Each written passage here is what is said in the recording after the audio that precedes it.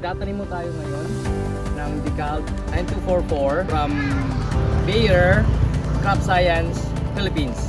Na-try na ho namin tong binhi na to sa kabila namin na area.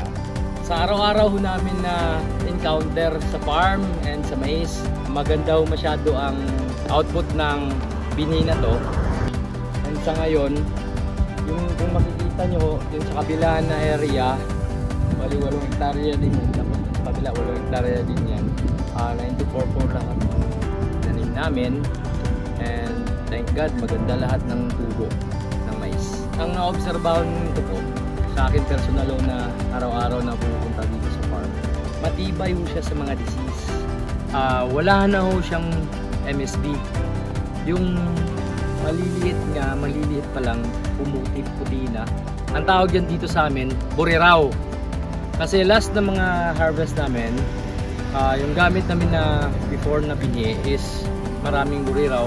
Sa ngayon no, matindi. Okay yun talaga. Maganda ang walang buriraw. May harvestin na kami dun. Ganun po, sa DeKalb 9244S, ani at proteksyon, affordable.